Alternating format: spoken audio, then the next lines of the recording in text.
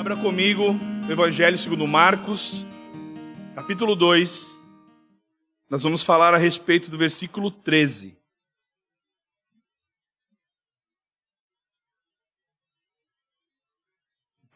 Ao 17. Marcos 2, do 13 ao 17. Amém? A palavra do Senhor diz assim: Jesus saiu novamente para a beira-mar, e toda a multidão ia até ele, e ele os ensinava. Quando ia passando, viu Levi, filho de Alfeu, sentado na coletoria, e disse-lhe: segue-me. E ele, levantando-se, Levi o seguiu. Quando Jesus estava à mesa, na casa de Levi, estavam também ali muitos publicanos e pecadores sentados, junto dele e de seus discípulos, pois era grande o número os que o seguiam. Os escribas do partido dos fariseus, vendo que ele comia com publicanos e pecadores, perguntavam aos discípulos: por que ele come com publicanos e pecadores? Jesus, porém, ouvindo isso, disse-lhes: os sãos não precisam de médico, mas sim os doentes. Eu não vim para chamar justos, mas pecadores. Amém? Vamos orar? Senhor, nosso Deus e Pai, eis aqui a tua santa palavra, e o teu Santo Espírito venha usá-la para transformar os nossos corações e o nosso caráter à semelhança de Cristo Jesus. Que nós venhamos a compreender cada vez mais as verdades eternas e que elas venham a ecoar nas nossas vidas, principalmente na nossa vida de filho de Deus e na nossa vida de servo de Cristo. Em nome de Jesus, nós oramos. Amém. Você pode se assentar, por favor? Pode deixar esse texto marcadinho, Marcos. E a gente vai continuar, então, a exposição do Evangelho segundo Marcos, que a gente já tem pregado alguns cultos, né? E hoje a partir do capítulo 2, versículos 13 a 17. Então nós vimos, a partir do Evangelho de Marcos, que Jesus iniciou o seu ministério na terra a partir do batismo, quando foi batizado por João Batista, né? E logo depois nós vimos que ele chamou para si os primeiros 4 discípulos, Pedro, André, Tiago, João, e seguia a pregar a respeito do reino de Deus, a respeito da palavra do Senhor, para arrependimento e perdão dos pecados.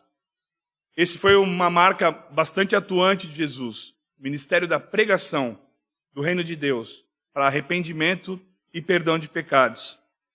E a pregação de Jesus era seguida por sinais e maravilhas, curas, né? Pessoas tinham os demônios expulsos, eram curadas não só fisicamente, mas também na alma. Nós vimos vários sinais que aconteciam durante o ministério de Jesus. Nós vimos na semana passada que ele estava em Cafarnaum, numa casa cheia de pessoas, né? E levaram até ele um paraplégico ou um tetraplégico. 4 pessoas levaram até ele alguém e, por meio da fé, né, pediu para que fosse levado até Jesus. E esse foi, primeiramente, teve os pecados perdoados e em seguida foi curado. Saiu andando e carregando o seu leito nas mãos, né? Jesus, então, perdoou os pecados dele e ordenou que ele andasse. Eu queria que você prestasse bastante atenção na sutileza, nas pequenas coisas do Evangelho. Tem muitas coisas que a gente lê e pensa, essa parábola eu já conheço, esse texto eu já conheço. Né? Mas o real sentido do porquê ele foi escrito. Meus irmãos, toda a Escritura, ela é inspirada por Deus. Nenhuma palavra que está aqui é por acaso. Não é um acidente. Então nós precisamos compreender, dentro dessa verdade que nós lemos aqui de 5 versículos, né? Quantas verdades estão contidas para a nossa vida, para que nós possamos compreendê-las e, sobretudo, aplicá-las. Amém? Então, nós vimos que durante a cura desse paraplégico em Cafarnaum, alguns escribas e fariseus já estavam tumultuando lá, né? Quem é esse que perdoa pecados? Né? Quem é esse que cura em nome de Deus? E permaneciam cheios de dúvidas no seu coração. Quem era aquele que fazia tudo aquilo, né? Então, para que você possa entender um pouquinho mais o contexto desse texto que a gente está vendo, na minha Bíblia, o título diz assim, o chamado de Levi, né? Esse é o tema. O título dessa pregação é Jesus chama pecadores. Para que você possa entender um pouquinho melhor, naquela época, Israel pertencia ao Império Romano. E o Império Romano, o imperador romano, designava alguns reis governadores que governavam sobre territórios. Primeiramente, Israel era governado por um governador, um rei, que era Herodes o Grande, e depois se dividiu em 3 territórios, né, com Herodes Antipas, Filipe, depois Arquelau, que acabou sendo destituído, e depois entrou o nosso famoso Pôncio Pilatos. E essas regiões eram administradas por esses governadores. E haviam, naquela época, muita tensão entre os judeus e os romanos. Muita tensão. Por quê? Porque o Império Romano tentava embutir nos judeus a sua cultura, os costumes, os deuses, né? E aquilo causava um atrito bastante grande. Então, começaram a surgir partidos de judeus que levantaram bandeiras, levantavam bandeiras ideológicas para defender os bons costumes judeus, né? E dentre eles, por exemplo, surgiu o partido dos fariseus, mas existiam também os saduceus, os samaritanos, os essênios e alguns outros. Os escribas eram aqueles que mantinham, que escreviam as leis, que cuidavam do que era registrado no partido dos fariseus, né? Então, para que a gente possa entender um pouquinho mais dessa questão. E eles eram conhecidos, os fariseus, por guardarem as leis de Moisés, mas por mais uma coisinha também, por criarem leis próprias, leis morais da época, lei de homens, né? Como essas que nós temos hoje, além da lei do Senhor, que é a palavra de Deus, as leis que nós obedecemos, municipais, estaduais, federais. E eles se auto-intitulavam aqueles que eram criadores e mantenedores dessa lei, os fariseus, né?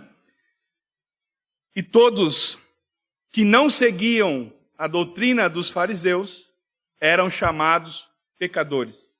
Por isso que nós lemos ali que ele falava que sentava à mesa com publicanos e pecadores. Para fariseu, quem não era fariseu era pecador. Em resumo, era isso, né?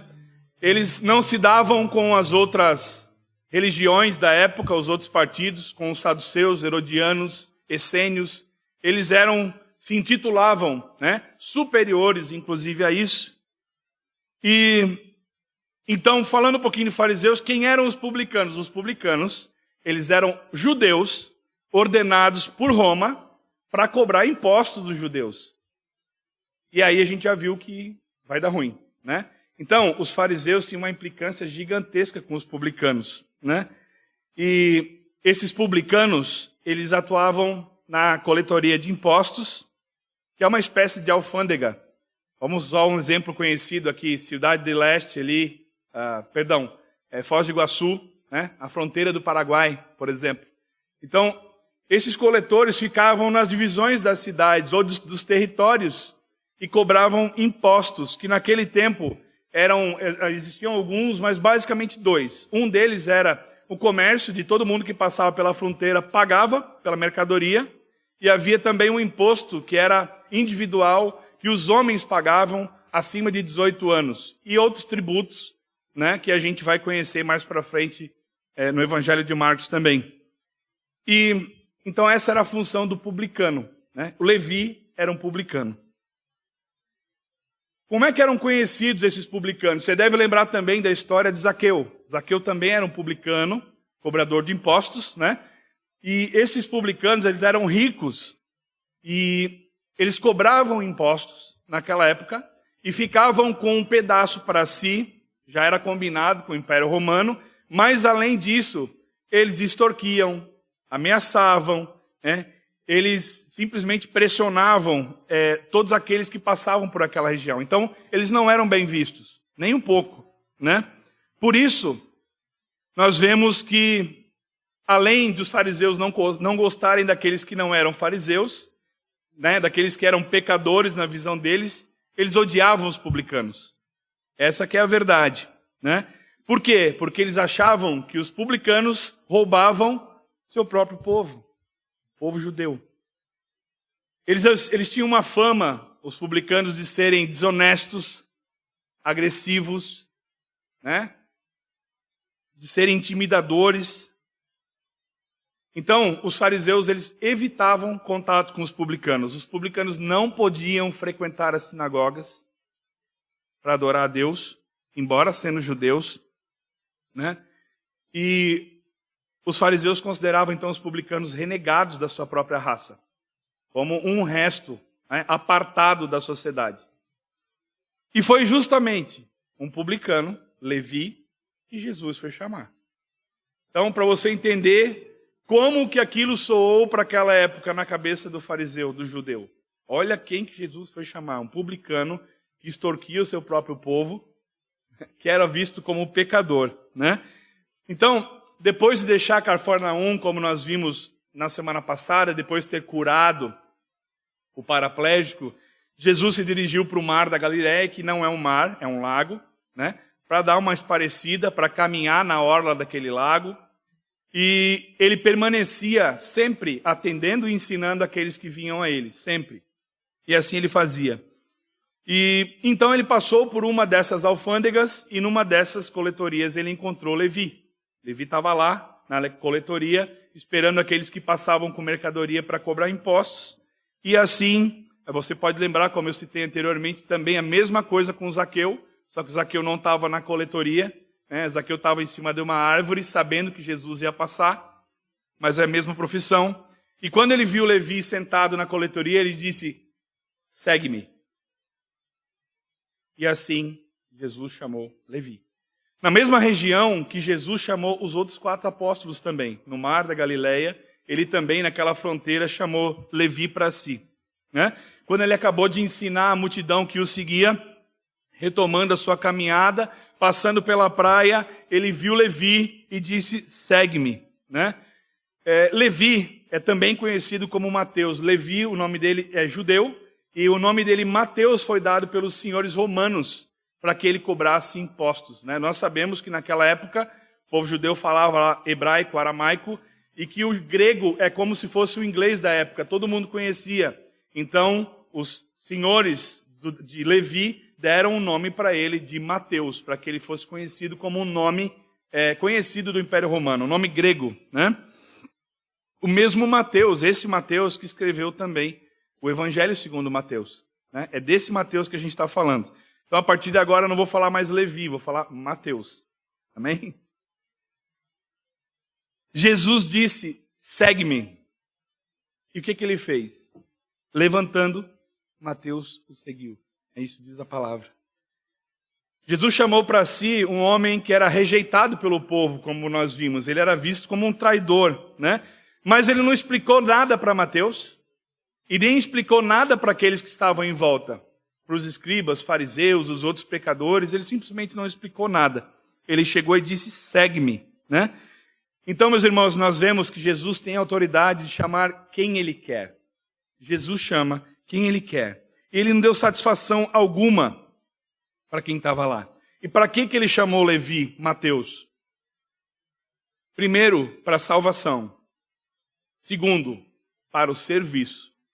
Então, quando Jesus nos chama, ele nos chama para sermos salvos, mas ele nos chama para que nós o sirvamos na sequência. Ah, mas o que eu devo fazer? A ordem que Jesus deu a todos nós. Ide e pregai o evangelho a toda criatura. Ah, eu me converti, eu não sei o que fazer. Ide e pregai o evangelho. Aquele que é convertido quer converter. Aquele que foi alcançado quer levar o evangelho a outros, né? Mateus não procurou Jesus. Não seguia Jesus. Ele estava sentado na coletoria. Ele não chamou por Jesus. Foi Jesus que chamou Mateus. Ele que foi até Mateus. Sem o chamado da graça, meus irmãos, por parte de Jesus, ninguém recebe salvação. Ninguém torna a Deus, a menos que Ele chame pela sua graça. Ninguém vai sozinho. Por isso nós estamos aqui. nós não sabemos explicar. A maioria de nós não sabe dizer como é que foi quando a gente se converteu. Ah, deu um estalo, né? Eu não cria, passei a crer. Olhava a palavra, não entendia, passei a entender. O que aconteceu? Não sabemos. Esse é o milagre da graça do Senhor nas nossas vidas, que é maravilhoso, né? Não fomos nós que o escolhemos, senão Ele que escolheu a nós. Não fomos nós que achamos Jesus, senão Ele quem nos achou e nos chamou. E a palavra fala que nós o amamos porque Ele nos amou primeiro. A obra da salvação, pensada por Deus, executada por Jesus e aplicada pelo Espírito Santo nos nossos corações. Por isso, o chamado de Jesus é soberano, sem a influência de ninguém. É Jesus quem chama.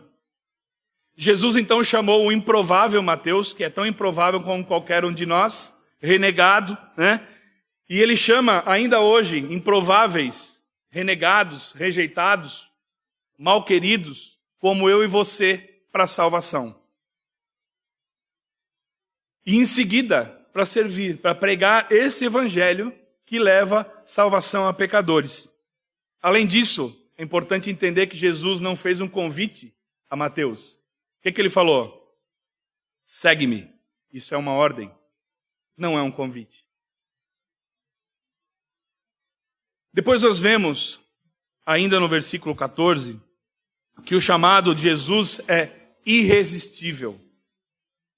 Aquele que é verdadeiramente chamado por Jesus tem a resistência de buscar ao Senhor quebrada e vai até Jesus. É irresistível. Jesus falou para ele, segue-me, e ele levantando o seguiu. Por que ele é irresistível? Nós vamos ver o que Mateus deixou para trás para seguir Jesus. Como é que é isso? Né? Eu não conhecia, provavelmente, sim, Mateus conhecia Jesus de ouvir falar, porque Jesus andava naquelas regiões, e como alguém que trabalhava numa coletoria, com certeza era bem informado, já ouvia falar de Jesus, mas ele não estava junto com Jesus, nem tinha ido atrás de Jesus. Né? Mas, naquele momento, Jesus falou, segue-me, ele deixou de obedecer às ordens do imperador romano e passou a obedecer às ordens do Rei dos Reis, do Senhor dos Senhores. Né? E como isso acontece? Como isso acontece? Quando Jesus chama, como é que ele entendeu esse chamado? A gente vai entender o que está escrito lá em João 10, 27. Onde diz assim, as minhas ovelhas ouvem a minha voz, eu as conheço e elas me seguem. Mateus atendeu imediatamente o chamado de Jesus. Ele não argumentou a decisão, nem adiou, ele nem falou, espera um pouquinho aí que eu vou fechar a bodega aqui. Não. Ele levantando o seguiu. Ele obedeceu a voz do pastor que chama as suas ovelhas. Porque ele já sabia quem era a voz do bom pastor. Ele já tinha ouvido. Por isso, o Evangelho de Lucas diz, na mesma passagem, que Mateus deixou tudo. Simplesmente virou as costas para o seu passado e seguiu a Jesus. E por isso nós vimos que o chamado de Jesus é irresistível. Aquele que chamou Mateus por uma palavra, segue-me, também concedeu impulso para que ele o seguisse. Ele que gerou no coração, por meio do Espírito Santo, a vontade de Mateus segui-lo. Aquele que chama Jesus cria a disposição na nossa alma e no nosso coração para irmos ao seu encontro. Então, não é mentira que nós vamos a Jesus. Sim, nós vamos. Mas nós vamos quando Ele habita por meio do Espírito Santo nos nossos corações. Senão nós não vamos. Não tem como. Né? Aquele que chama, ele nos atrai para si com seu grande amor. Mateus abandonou então o quê? A sua profissão, seus lucros, o conforto da sua vida, que ele construiu coletando, roubando, né? Simplesmente largou tudo, como fala Lucas. O chamado de Mateus, meus irmãos, ele nos faz ter esperança. Qual é a esperança que nós temos com o chamado de Mateus, sendo quem ele era, visto como ele era naquela época? De que até aquele que nós pelo nosso vão julgamento, consideramos ralé, qualquer um, indignos, podem ser chamados por Jesus. Não somos nós que escolhemos quem é chamado. Nós pregamos. E ponto. Ah, mas para aquele eu não vou pregar. Quem disse? Imagina se você tivesse topado na sua vida cristã com Paulo, assassino de cristãos. Quer dizer, para aquele lá, nem a pau. Não prego. Mas foi justamente esse Paulo que Cristo chamou no caminho de Damasco. Um improvável, como Mateus, como Zaqueu, como eu e você. Então esse chamado nos faz ter esperança de que até aquele que a gente considera o piorzinho pode ser alcançado pela graça do Senhor e chamado. Amém? O mesmo Jesus que chama, quebra as cadeias dos corações. O mesmo Jesus que chama, continua chamando pecadores para si. Até a sua volta, ele continua chamando pecadores para si. Que sejamos, meus irmãos, eu e você, assim como Mateus, né? Celebremos a nossa salvação e queiramos anunciar o evangelho da salvação a todos os pecadores, assim como nós. Aí eu te pergunto, você se lembra das coisas que você abandonou por Cristo? Estou falando de bens, de dinheiro, de casa, nem isso. O Senhor não mandou a gente simplesmente se desfazer de tudo. Mas você se lembra do que você abandonou?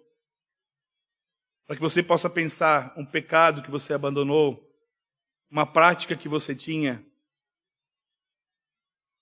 Você lembra do que você abandonou?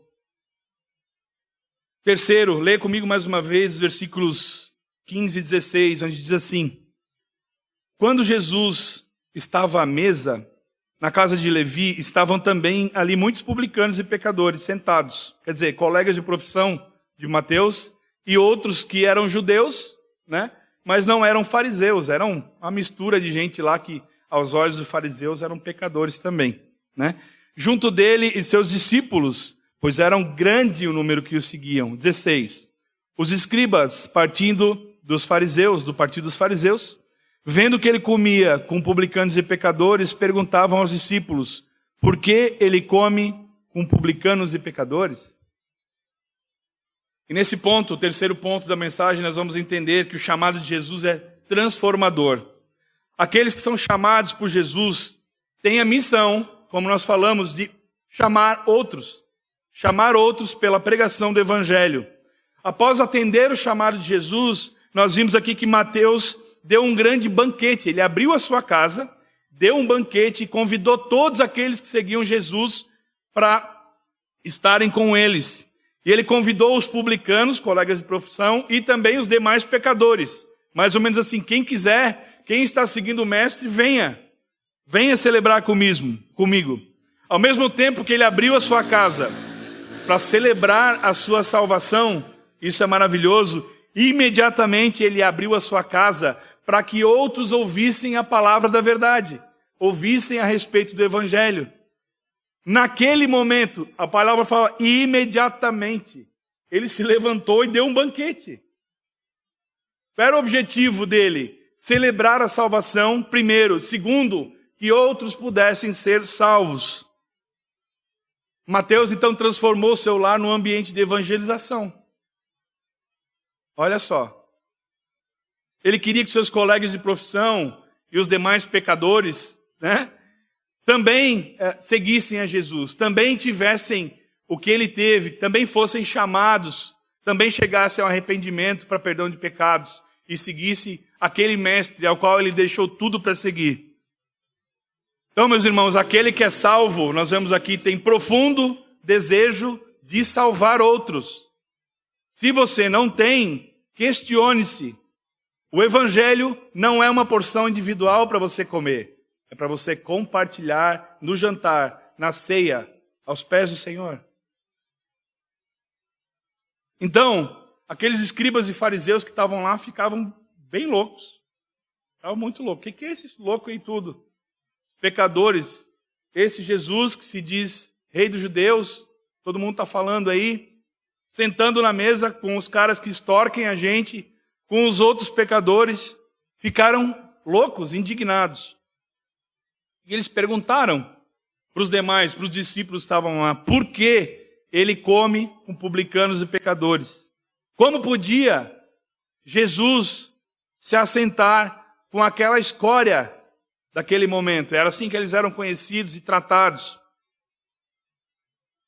Já que para os fariseus, os publicanos não cumpriam nem a lei de Deus, nem a lei que os fariseus inventavam, né? Nem as próprias leis. Eles acusavam os publicanos tanto de adultério quanto de não lavar a mão antes de comer.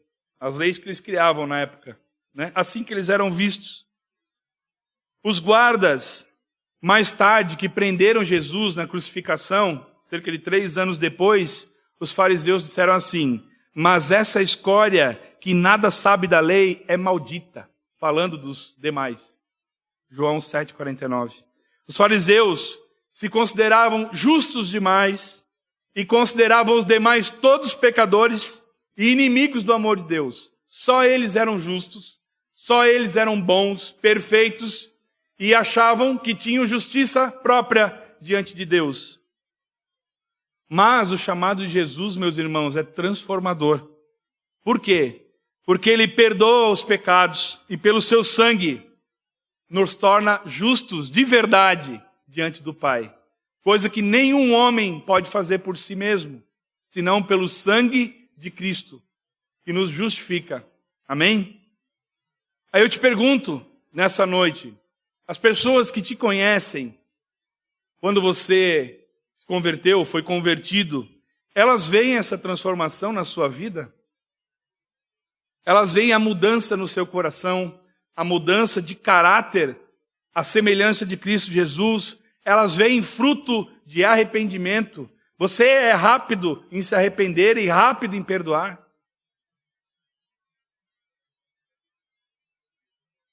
Nós vemos no versículo 17 que o chamado de Jesus é para pecadores, assim como eu e você.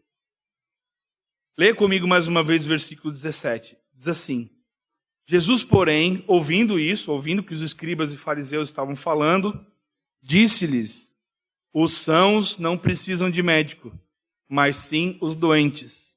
Eu não vim chamar justos, mas pecadores. Imagina que para o fariseu, quem não era fariseu era pecador. Aí quando Jesus fala, vim chamar pecadores, o que eles pensavam? Não veio me chamar. Na hora, quem é esse que vem chamar só pecadores e não nós, os justos? Foi assim que eles pensaram. Ele está nos afrontando, né? É isso que eles pensaram.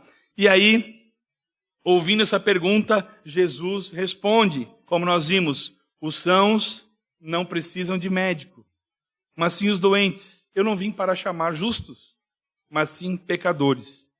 Lucas, no Evangelho de Lucas, onde relata essa passagem, lá em Lucas 5, ele acrescenta, mas pecadores ao arrependimento. E Mateus cita Oséias 6,6, que diz assim, pois quero misericórdia e não sacrifícios, e o conhecimento de Deus mais do que holocaustos. Então, nós vemos aqui que Jesus não veio para chamar aqueles que se acham justos. A Escritura é clara em Romanos 3, não há um justo sequer. Todos pecaram e estão destituídos da glória de Deus. Então, aquele que se acha justo é um baita de um pecador. Ah, eu não tenho pecado porque eu sou justo. Pecado. Pecou. É pecador, ponto. Né? Então é igual aos demais que eles estavam rejeitando. Os que se acham justos estão ainda mais mergulhados nos pecados e nas doenças. É mais ou menos o seguinte, Jesus falando que veio para os doentes. Aí o fariseu vai dizer assim, mas eu não estou doente, porque eu sou saudável. Ele não se reconhece necessitado, carente de um médico, carente de cura. A gente deve saber o que é isso. As pessoas ficam teimando, né? Quando aparece assim, mas tu está mal. Não, eu não estou doente, não preciso, né? Essas são as pessoas que acham que se curam sozinhas. Às vezes se cura mesmo, o Senhor é que sabe, né? Mas O primeiro doente e o pecador é aquele que reconhece que é pecador. E precisa de médico aquele que reconhece que está doente. É preciso primeiro que a gente venha a reconhecer os nossos pecados. Então nós vemos que o maior enfermo é aquele que não reconhece essa doença, e o maior pecador que existe é aquele que acha que não peca. Esse é o pior. Esse é o fariseu. Eu sou justo, eu não peco. Os outros são pecadores, eu sou bom, íntegro, misericórdia. Jesus não veio para chamar os que acham que podem se salvar. Os fariseus e escribas se achavam justos e bons aos olhos de Deus. Não eram necessitados de salvação, porque como eles se achavam justos, eles achavam que ia chegar diante de Deus: Senhor, eis-me aqui, o justo, tenho passagem garantida para a salvação e tudo certo. Pela minha justiça, não pela justiça de Cristo. Então não reconheciam que eram pecadores, nem necessidades de salvação. Não importa como nós avaliamos, meus irmãos, nós somos totalmente carentes da graça de Deus. Todos nós. Lembra? Não há um justo sequer. Não há. Todos carecem da graça de Jesus. Todos. Jesus pode transformar também esses que se acham justos. Nós vamos ver na próxima pregação que enquanto os discípulos estavam pecadores e fariseus, já convertidos, e passaram a enxergar as verdades eternas, também seguiam Jesus. Então, Jesus pode transformar também essa realidade. E vamos lá. Muito provavelmente, com quase 100% de certeza, eu e você, antes de sermos convertidos, nos achávamos bonzinhos. Ah, mas eu sou bonzinho, eu faço coisas, eu tento não pecar, né? Eu não roubo, não mato. Não é desse tipo de bondade que a gente está falando. Talvez a gente se achava justo também. Eu sou justo, 100% justo. Aí eu te pergunto, certamente você foi 100%, sem uma vírgula de desvio, justo na tua vida antes de Jesus? Impossível. Nunca mentiu? Impossível. Então, é necessário que nós reconheçamos que nós não somos justos. Mas o importante é que, ao passo que Jesus chama, Ele chama quem Ele quer, quando Ele quer. Ele transforma a percepção do justo em pecador. O primeiro sinal da conversão é me arrepender dos meus pecados e pedir perdão. Aquele que não tem arrependimento não se converteu, não conhece a Cristo. Porque ele veio pregar o evangelho para arrependimento e perdão de pecados. Então, eu tenho que me arrepender e reconhecer que eu sou pecador, senão eu não preciso de um Salvador. E é isso que acontecia com os fariseus. A regeneração do nosso coração faz com que o justo, aquele que se acha justo, se ache condenável e necessitado de um Salvador. E assim Jesus transforma os nossos corações. Portanto, nós temos que nos alegrar, porque há esperança para todos. Todos os tipos de homem, até aqueles que a gente considera ruinzinho, né? Então, recapitulando, nós vimos que o chamado de Jesus é soberano, é irresistível, é transformador, é para pecadores e é também, ainda no versículo 17, para os doentes. Somente os que se reconhecem doentes sabem que precisam de um médico, senão ninguém procura médico. Eu preciso primeiro reconhecer. Então Jesus usou essa metáfora do médico justamente porque naquele tempo os médicos eram muito bem vistos e respeitados, porque salvavam vidas. Eles eram considerados superiores, né? Cuidadores de vidas. Então, da mesma forma que somente os que reconhecem os seus pecados sabem que precisam de um Salvador, somente quem reconhece que está doente sabe que precisa de um médico. Jesus, meus irmãos, é o médico dos médicos. Ele é o médico das nossas almas. Ele não está falando aqui de cura física, ele está falando de curar os nossos corações podres do pecado. Somente aqueles que reconhecem que o coração é podre, sujo de pecado, esses sabem que precisam de um médico para que tenham os corações regenerados pela graça do Senhor, por meio do Espírito Santo.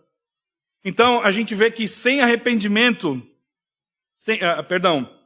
que não há fé sem arrependimento, que não há salvação sem conversão de caminho, que ninguém busca água se não está com sede, e ninguém busca comida se não está com fome. Logo, uma pessoa, antes de vir a Cristo, sabe que carece totalmente da graça de Cristo.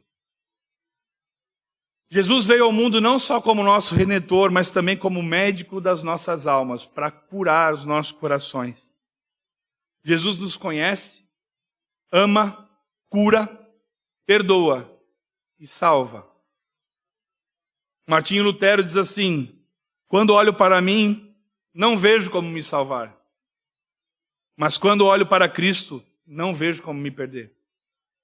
Amém? Segundo, somente os que se humilham podem ser salvos. Os que se acham justos não podem, porque reconhece que não precisa de Salvador. Os fariseus eram altivos, soberbos.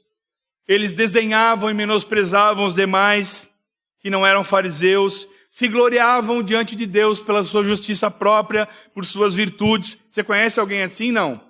Que se gloria em si mesmo, se acha bom demais, só para pensar, né? Eu faço tudo certo, olha, né? Altivo, soberbo, eu me basto em mim, não preciso de ninguém. Se achavam justos perante Deus, se bastavam em si mesmos, se achavam autossuficientes, não precisavam de ninguém.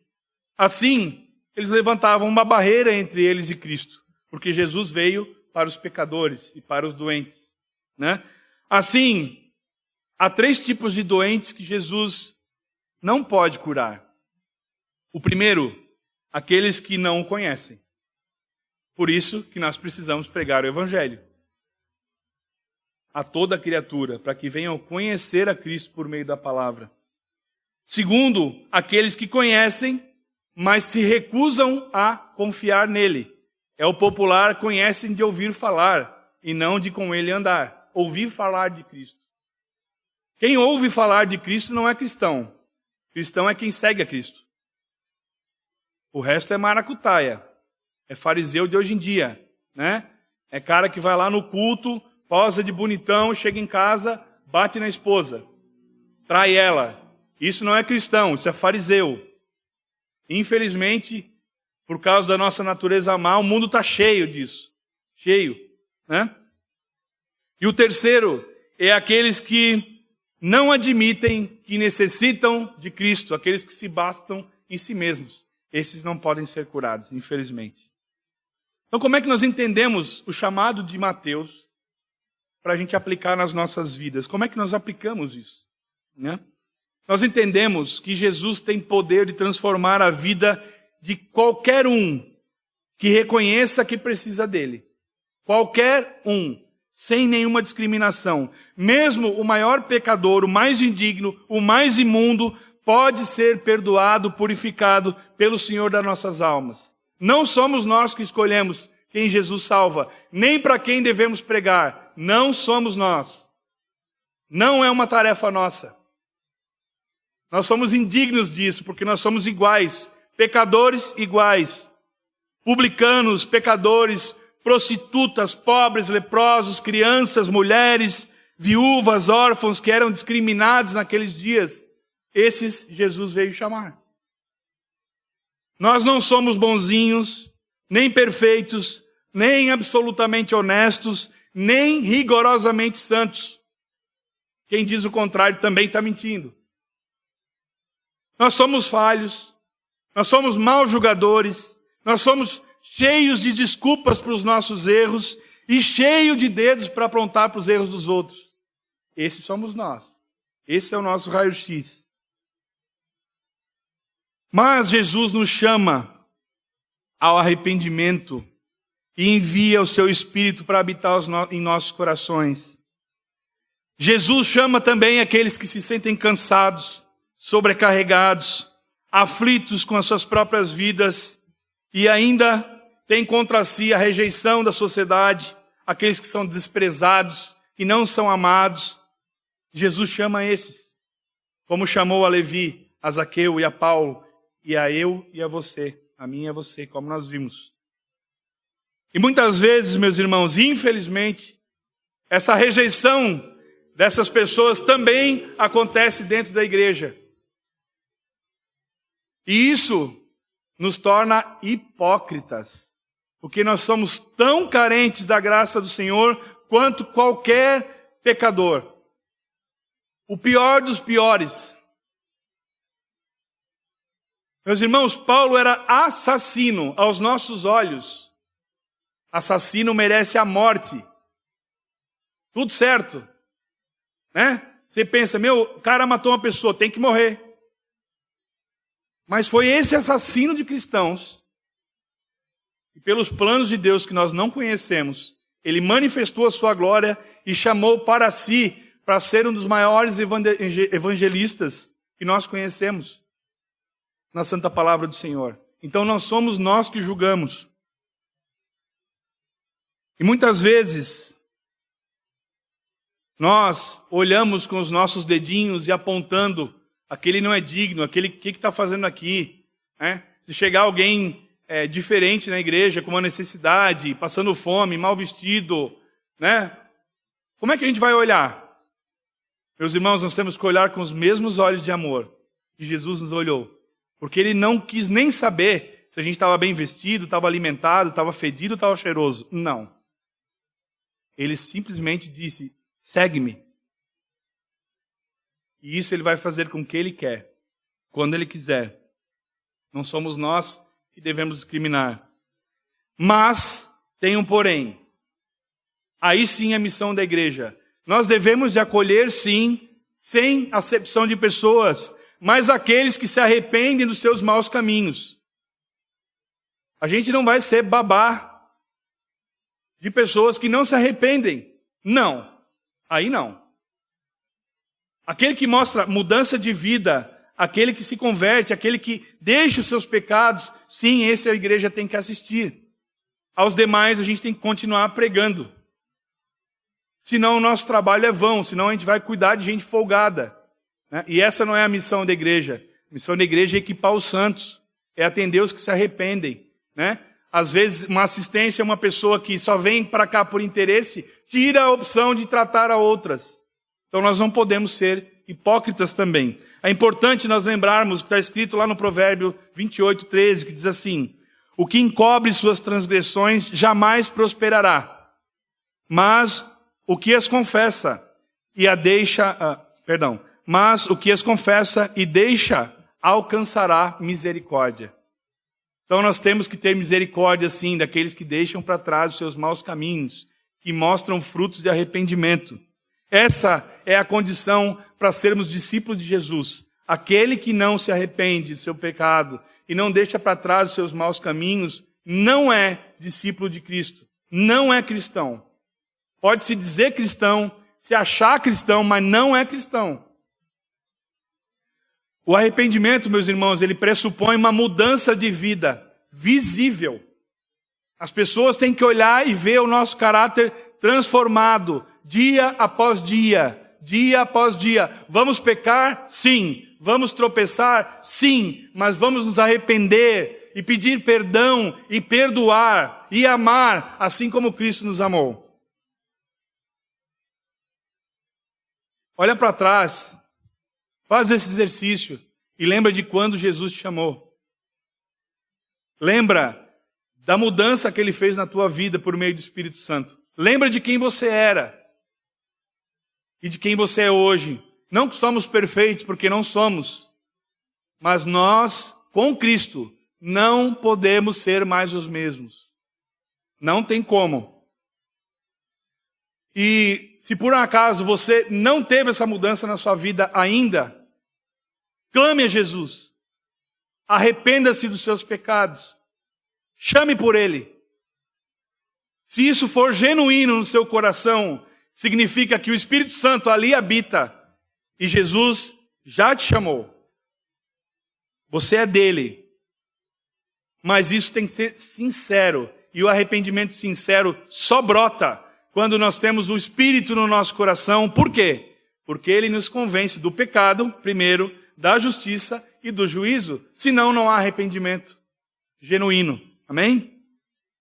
Jesus ainda chama hoje pecadores para si, de toda raça, tribo, língua e nação. Os discriminados, excluídos, aqueles que a gente eventualmente pode discriminar, não gostar, aquele que a gente acha injusto, assassino, mau, ele chama e transforma. Jesus deu sua vida e pagou a dívida do pecado para todo aquele que nele crê. Nunca foi colocado condição, todo aquele que nele crê. Se você ainda não ouviu o chamado desse Jesus, você que está aqui, você que está em casa, você que está vendo pela internet, mas se sente podre pelo pecado, indigno, arrependido, clame para que esse Jesus venha a mudar o teu coração e a tua história e a tua vida. Jesus está chamando hoje. Ele está chamando agora. Ele acabou de chamar por meio da pregação da palavra do Evangelho. E todo aquele que creu na mensagem do Evangelho, se arrepende dos seus pecados, esse será salvo.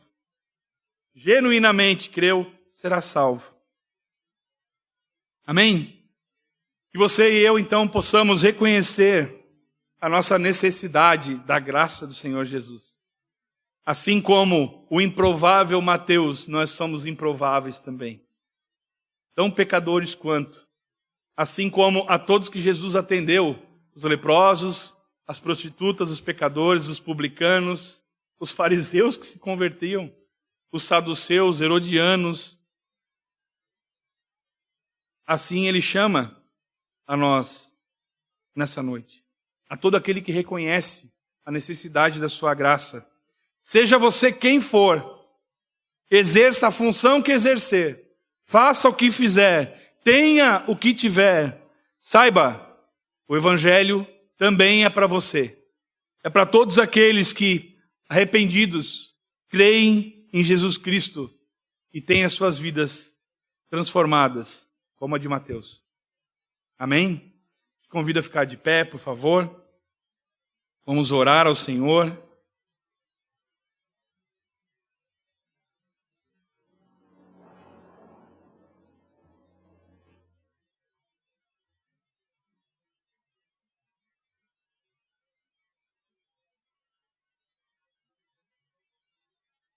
Amém. Maravilhoso Deus e Pai, Tu és bendito, Senhor. Muito obrigado, porque um dia o Senhor olhou para nós, pecadores, indignos, injustos, maus julgadores. E apesar de nós, Senhor, pela Tua graça, que é favor imerecido, que é inexplicável, o Senhor nos chamou. Esse mesmo Senhor que nos chamou, chama aquele que não foi chamado hoje nesse lugar. E também aqueles que assistem. Porque Jesus é o mesmo hoje e sempre. Jesus chama pecadores. Muito obrigado, Senhor, porque o Teu Santo Espírito nos mostra os nossos pecados e gera em nós arrependimento, para que, confessando os nossos pecados, sejamos perdoados. E uma vez que fizemos isso, temos parte no sangue de Cristo, que foi vertido na cruz do Calvário, para o pagamento da dívida do pecado que nenhum homem conseguiria pagar, mas que o Senhor pagou por nós, e verteu esse sangue sobre nós pela sua graça, esse favor maravilhoso, que fez com que nós alcançássemos a posição mais nobre de todas, a posição de filhos de Deus. Eu clamo, Senhor, para que aquele que nos ouve nesse lugar, através da internet, na sua casa, que ouviu a Tua mensagem sendo pregada, Senhor, aquele que se arrependeu verdadeiramente dos seus pecados, aquele que sente a necessidade de um médico porque sabe que o seu coração está enfermo, aquele que sente a necessidade de um Salvador porque sabe que não pode se salvar. Que venha, Senhor, a ter realmente uma conversão genuína e venha a se encontrar contigo. Mesmo Jesus que disse a Mateus: segue-me, continua chamando para si pessoas para segui-lo hoje. E ele diz para aqueles que ouvem e com seus corações creem: segue-me,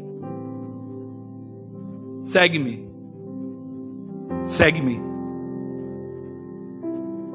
Senhor, nós te agradecemos pela tua bendita palavra, pelo teu Santo Espírito que tem falado, transformado os nossos corações e o nosso caráter à semelhança de Cristo Jesus. Te pedimos que essas verdades venham a trabalhar nos nossos corações durante essa semana, para que saibamos que nós somos tão pecadores quanto aqueles que nós julgamos ser, que mesmo assim fomos alcançados.